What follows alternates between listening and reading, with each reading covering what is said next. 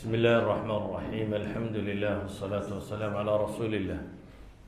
اللهم وفقنا لما تحب وترضاه وبعد فسلام الله عليكم ورحمته وبركاته waxaan filayaa habeenadan ba in culamo waaweyn idinla joogtay waddanka dakatiradiisii ama aqoon-yahankiisii anagu dacaamadan kusii samaynay nimanka culamada ah intay idinka imanayaan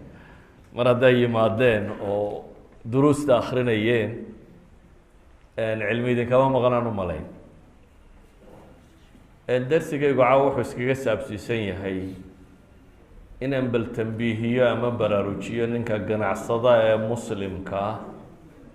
maadaama magaaladiinu ay magaalo ganacsi tahay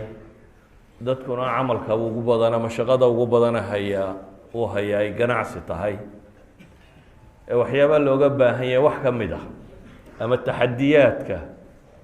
ee hortaagan ugu horeyn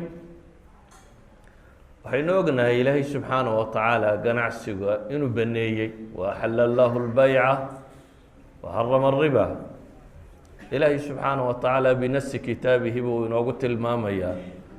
beycu ama waxgadista iyo wax soo gadashadu ganacsigu inuu xalaal yahay aayaad badan oo qur-aan oona laga dheegan karaa mas'aladaasi oo alle subxaanaه watacaala uu kaga waramayo bale layna yidhi cibaadadiina markaad dhammaysataan faاntashiruu fi اlardi wاbtaguu min fadli اllah wadkuruu llaha kaiira lacalakum tuflixuun aayaadka qur-aan ee ku soo arooray ama axaadiista ku soo aroortay ganacsiga iyo waxtarkiisa iyo ajarkiisa iyo fawaa'idiisu waa iska tiro badan yihin waxaa kugu filan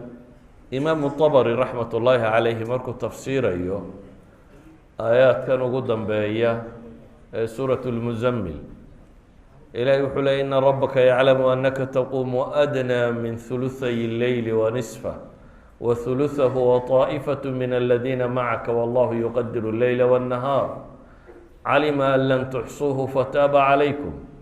faqra'uu ma tayasara min alqur'an calima an sayakunu minkum marضى waakharuuna yadribuuna fi اlardi yabtaguuna min fadli اllah waakharuuna yuqaatiluuna fi sabiili اllah muslimiinta waajibkaa salaadleydiyey waajibnimadeedii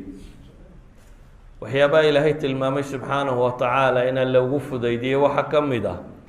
waxaa idinka mida baa la yidhi dad xanuunsan waxaa kaloo idinka mida baa la yidhi dad ganacsato ah oo ilaahay fadligiisa raadcaynaya iyo waakharuuna yuqaatiluuna fi sabiili اllah si awgeed bu imaamu طabri imaam اlqurطbi raxmat ullaahi calayhi wuxuu leeyahay ilaahay aayadda tan wuxuu ku simay darajaة اlmujaahidiin iyo almuktasibiin almaali اlxalaal kuwa shaqaysanaya si ay caruurtooda iyo naftooda iyo dadkooda u quudiyaan iyo kuwa mardaaga intaas baa meel qura lagu wada tilmaamay buu tilmaamaya axaadiista nebiga calayhi الsalaatu wasalaam ka soo aroortay waxaa ka mid ah xadiidka imaamu termedi iyo ibnu maaja warinayo inkastoo sanadkiisa culamada qaar ay ka hadhadlaan sheekh ilalbani raxmat ullaahi calayhina axaadiistu isbaraanbariye ee ka mid yahay oo kutubuhu lqadiimana wuu tadciifinayaa kutubtiisa dambena wuu tasxiixinayaa xadiidku wuxuu tilmaamayaa altaajir alamiin alsaduuq almuslim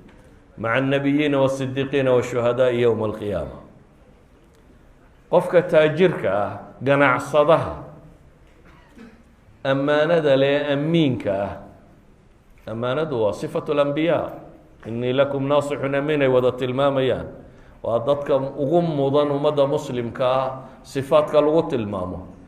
nebigu wuxuu leeyahy calayhi salaatu wasalaam ganacsadaha amiinka ah ee ammaanada leh ee runsheega ah saduuqa ah ee muslimka ah buu nebigu yihi calayhi salaatu wasalaam kaasi qiyaamaha wuxuu la soo baxayaa safka muqadamka ee horeeya dadka mu'miniinta hogaamiya oo waa nebiyada iyo sidiiqiinta riwaayadda qaarkoodna shuhadaa quray ku koobsanaysaa laakiin isku soo dar shahiidka iyo sidiiq iyo nebigu intuba waxa weeyaan waa hormuudka ummadda muslimka ah marka qiyaamaha waxa la raaciyey inuu dadka hormuudkaa soo raaciyo macnaheedu waxa weeyaan hadduu ganacsigu miduu ilaahay kaga cabsaday yahay oo uu ku cibaadaysanayay uu yahay inuu ka mid yahay cibaadaadka meesha hore aakhiro lagu badbaado ee dadka hore ka mid ah ma badinayo markaa nusuusta ku soo aroortay ajarkeeda iyo ibaaxadeeda iyo wixii la halmaala laakiin waxaan rabaa inaan waxoogaa yar idinka tilmaamo casrigan aynu nool lahay iyo ganacsadaha dhibaatooyinka haysata casrigan aynu nool lahay waxay ku tilmaamaan waa casru technology casru maxay yidhahdaa information waa information society bay yidhahdaan waa bulshada warka ama macluumaadka badanaa la helay ee casriga jira iyo xidhiidhkaa tirada badan leh furas wuuyey ay tahay qofka muslimkaa inuu ka faa'iidaysado oo waxaa la yidhahdaa casriga kan dee adigoo gurigaaga fadhiya ayaad macluumaadka ugu badan heli kartaa adoon gurigaaga dhanna uga bixin ayaad heli kartaa dunida alaabta taallo oo dhami waxay tahy qiimaha ay joogto meelaha ay taallo sida loo kala gato waxaad macluumaad u baahanta o dhan adigoo gurigaaga fadhiyaad heli kartaa in soomaaliduna dee waxyaabahay ku ammaanantahy waxaa ka mid ah waxay dhahdaan waa open society waa bulsho furan bulshada furani waa bulsho warkeedu uu si fudud isu gaadho maalan east africa iyo dhulkaasi gaalo ama niman reer yuruba iyo hindi ayaa baacmushtar ka ahaan jiray qof waliba inta uu haysto ama itemka uu yaqaano wuu la aamusay dabeetana keligii ayaa ka baacmushtarayn jiray soomaalaa timi soomaalida waa open society waa dad furan way isu sheegtay dabiya daclo suuqa cid walba way ka saareen waxay kaga saareen quri maha activity kale waa informationka waa warka ay isasiinayeen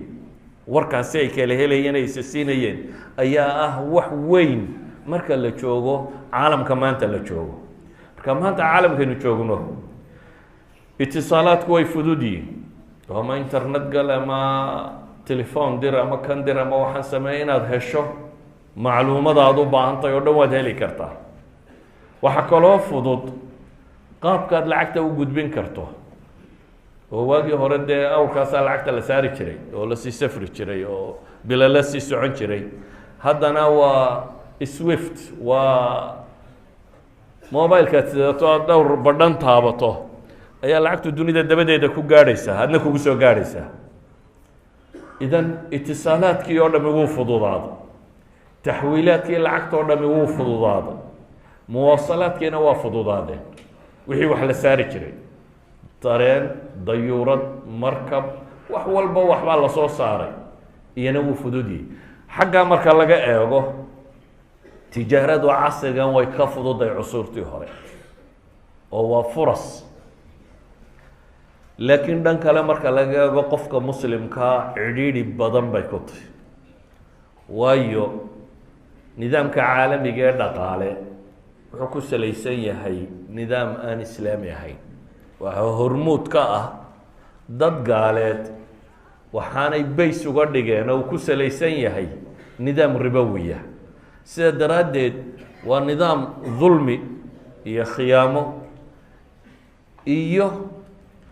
guud ahaan markaynu duuduubno xalaal iyo xaaraan aan loo kala eegeynin marka taajirka ganacsadaha muslimkii wuxuu u baahan yahay kow inuu kala garto acyaanta maxaa xalaala maxaase xaaraana shareecada markaynu eegno xaaraantu waa wax yar waxa kaloo dhami waa xalaal maalan waxa la cuno o dhan qur-aanku dhowr shay buu tilmaamay bes sunnaduna wax yaroo kooban bay ku dartay marka sidaa loo eego xaaraantu waa faraku-tiris waa 1 iyo 2 iyo 3 iyo 4 iyo 5 wax lo odhan karo xalaashuna waa waxa soo hadha laakiin markay tijaarada gacanta ku qabteen cid aan muslim ahayni waxay noqotay xaaraantii yareyd ee faraku-tiriska ahayd in wax walba la saaro sidaa ogeed acyaantu waxa caynta uu qofka muslimka iibinayo waa inuu garanayo tusaalayaal baan idin sii kooban maanta industry-ga ama warshadda waxaa loo yaqaano dad aan muslim ahayn baa gacanta ku haya. waagii horena reer galbeed oo qaarkoodna ahlu kitaab yihiin qaarna diinlaawayaal yihiin baa gacanta ku hayay. imikana Asia ku soo biirtay oo ama malaaxida ah siday u badan yihiin Chinesku ilaah ba rumaysnayn, ama Hindus iyo baliya baas kala ah iyo Buddhis. idan diinlaawayaal kaloo ahlu kitaabku ka sokeeyaan oo ka sii fog ahlu kitaabka. warshaddu markay shayga samaynayso laba shay baa asal oo ay ka fekertaa. shayga taklifadiisu inay jabnaato iyo availability, inuu productionku aanu kala go-aynine aada heli karto, wafradiisa inuu mutawafir yahay. dunida waxaa badani wuxuu noqday ee mutawafir agtooda ah matalan waxaa la cuno oo dhan markaad eegto ama daawo oo dhan eegto, waxaasoo dhan in badan oo ka mid ah ama dufan xaaraana ku jira, ama alcohol xaaraana ku jira, ama neef aan la qalin wixii baa ku jira, ama doofaar wixii baa ku jira. waayo iyagaa more available, iyagaa la helaya. waxaa laga yaabaa waxyaabaha qaarkood haddan ka waramo inaad ka yaqyaqsootaan, waayo dadka waxaa ka shaqaynaya waxaan see loo helaa. tusaalaan ku siin, cosmeticska dunida la isticmaalo qaybo ka mida proteinska lagu daro, qaarkood dhakhtarku wuxuu daadiyaabaa laga soo saaraa. caruurtan yarare lasoo daadiya soo mataqaanayn abortionka, maydkan caruurtan la daadiyey. qaarkood baranbaro la beeray, beed baranbara laga soo guraa. baranbarada soo mataqaanayn proteins baa laga soo guraa. qaarkood kaadida bini aadamkaa lagala baxaa, proteinska qaarkood kaadida bini aadamkay kala soo baxaan. qaarkood yani ninkan waxba xalaalka ma aha, waxba xaaraanka ma aha. qof bini aadam aan waxbaba xaaraan agtiisa ahayn oo haddana isagu gacanta kuugu hayo wixii la samaynayey. walidaalika waa laga yaabaa inaad aragto waxa ugu yara aynu iibina waa nacnac. hargeysa dhexdeeda anigoo marayaa nacnac iibsaday dhowr iyo 90kii, markaasaan furay. waxaa idhi war barorta aan akhriya waraaqda yara ku qoranayso jalaatiin baa ku jira. yani xabada nacnaca ka bilow ilaa iyo waxa ugu sarreeya wax waliba waa ku jira. taa maxaan uga dan leeyahay, taajirka muslimka ahi waa inuu og yahay waxa uu iibinayaa contentiska wuxuu ka samaysan yahay. waxaan uu iibinayaa qofka muslimka ahi uu soo qaaday ee dunida dabadeeda ka keenay, ama sharaab ha noqoto, ama cunno ha noqoto, ama daawo ha noqoto, ama waxay doonaysa ha ahaato. waxaan la sidaa inuu yahay wax xalaal ka yimi iyo wax xaaraan ka yimi. xaaraantu waa yartaynu dhe, laakiin ogaan bay meel walba u saarsaareen. waxaan leenahay markaa qofka muslimkaa waxa hortaagan taxaddi alxalaali walxaraam ugu horeyn. tijaaradaada see baad uga ilaalin lahayd xaaraanta, see baad uga dhigi lahayd wax xalaala. bini aadamka waa iskaga abuurantay xoolo jacaylku, oo xoolaa waynu jecelnay. wainahu lixubi اlkhayri la shadiid watuxibuuna almaala xuban jama. bini aadamku xoolaha aada buu jecelyahay inuu helo, laakiin qofka muslimka ahi wuxuu u baahan yahay inuu iska hubiyo xoolahaasi meesha ay ka soo gelayaan. waa waxyaaba laynagu beeray si laynoo itixaamo. nabigu calayh salaatu wasalaam waa kii tilmaamayay qofka bini aadamkii haddii laba waadiyo dahaba uu haysto, labtaqa thalis buu dalbaya, mid saddexaad buu raadinaya. hunguriga bini aadamka ciidunbaa buuxisa buu nebigu yidhi calayhi salaatu wasalaam. haddaba waxaynu u baahannahay inagoo noocaasi laynoo abuuray ayaa waxa laynagu yidhi kaasina waa xalaal, kaasina waa xaaraane, kaad qaadataa baana lagugu abaal marinaya.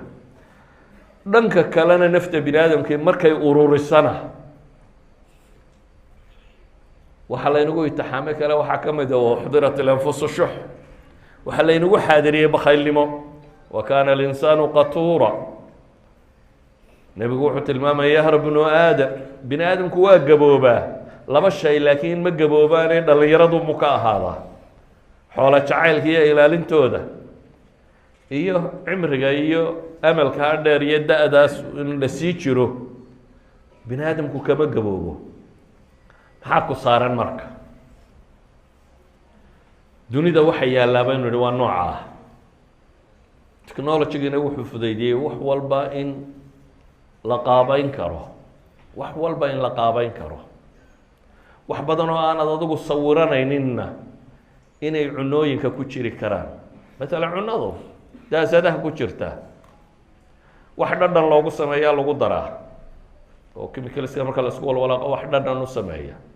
waxa dhadhanka u sameeya xaggu ka yima isweydiin leh waxaa lagu daraa wax isku haya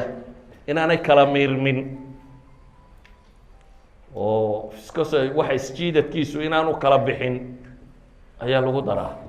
waxaa lagu daraa wax cimri dharar u sameeya inaanay hore u xumaanin waxaa lagu daraa konton shay waxaa lagu daraa qaar midab loogu yeelo waxaasoo dhami cunadii caadiga ahayd baa lagu walaaqaya cunadii xalaasha ahayd ee caadiga ahayd baa waxaan inta lasoo qaada lagu walaaqay waxaad moodaysaa inuu beriis khaliya yahay ama inuu fuul khaliya yahay ama inuu cambe yahay baad ugu haysataa laakiin waxa ku walaaqane ku guda jira way tiro badan yihiin sida awgeed waxaan leenahay qofka taajirka ee muslimka ahi weliba dowladaheennan burburay aan cid waxbaadhaba lahayn waa laga yaaba meelaha adduunka dowlado adagi ka jiraan inay dowladuhu laab leeyiin iyo wax baadhaan oo censorship oo maxaa la soo deynayaa se maxaa la soo deynaya in la isweydiiyo waxaan leenahay cala lmuslim bay maanta waxoo dhami saarantay qofkan taajirka ee muslimkaabaa waxaasoo dhami saarantay inaad xalaal iyo xaaraan kala dooratid yaa ayuha arusulu kuluu min alayibaati wacmaluu saalixa yaa ayuha aladiina aamanuu laa takuluu amwaalakum baynakum bilbaatil xoolahaas qaabkay kugu soo gelayaan inaad xalaalnimadooda ilaaliso waana kuu nebigu tilmaamaya calayhi الsalaatu wasalaam waxyaabaha ugu badan ee qofka diintiisa fasahaadiya inay ka mid tahay maalka iyo mansabku nebigu yihi laba yeey ama laba waraabe oo adhi lagu sii daayey ugama fasaad badno qofka siday diintiisa u fasaadiyaan maxay xirsu lmari cala almaali waasharafi lidiini qofku xoolaha jacaylkoodiiyo si u ururinayo iyo sharaf iyo maamuus iyo magac iyo mansab iyo dowladnimo siduu u raadinayo aakhirana ilahi wuxuu leeyay qaar inta lasoo taagay inay ku halaan hali doonaan maa agnaa canii maaliya halaka canii sulطaaniya xoolihii waxba igama tarin iyo sulطaankii iyo maamulkii iyo wixii aan haystay oo dhan casriga dambana wuxuu nebigu ku tilmaamay inay ummadda zaman ku iman doonto laa yubaali lmar'u maa akhada minhu amin xalaalin am min alxaraam wakti aanay dadku uba aaba yeeli doonin waxaan soo gelaya ma xalaal baa mise waa xaaraan weliba soomaalidu laba dhibba way qabtaa markay dhanka maalka joogto dhaqan hore qadiima way qabaan oo waracu ku yaraa soomaalidu geelay qaadi jirtay soo maha geel nin muslima foofsaday oo halkaa uu dareersaday saaka ayaa inta la qaadaaba weliba ammaan loo haystay idan tii baadiyuhu dhaqankeedii hore kaasuu aha tii magaaladuna waxay noqotay in la isweydiiyo wuxuu lacag matay waxaan ku soo gelayaa lacagun maye inaan loo eegin ma xalaal bay kaa soo gelaysaa mise xaaraan bay kaa soo gelaysaa ta dadka ka dhaxaysa iyadu kumaba sii jirto dowladaha iyo meelahaasi lacalla dadka wax isku darsadaa in badan inay isboobaan lacalla waxay u badan tahay dadku masalada maalka waa masalo adag sida awgeed waxaynu leenahay laba shayba waad u baahantihiin kow marka hore waxaana iibinaysaan xalaal iyo xaaraan waxay yihiin inaad garataan marka labaadna deena sharciga u egtaan dhankii kale ee wax iibinta iyo wax iibsiga iyo sharci buu jira ilaahay inoo soo dejiyey sharciga la inoo soo dejiyey waxna xalaal buu ku tilmaamaya waxna xaaraan buu ku tilmaamaya waxna waxa lagu tilmaamay inay maxay yihiin mutashaabih ama shubahaad inuu ku jiro nabigu wuxuu tilmaamay ninka waxyaabaha xataa madmadow kaga jiraan kaga tagaa inuu kaasi diintiisa dhowrsaday ka ku dhiirada waxa madmadowgu ku jirana inuu ismiga ku dhacayo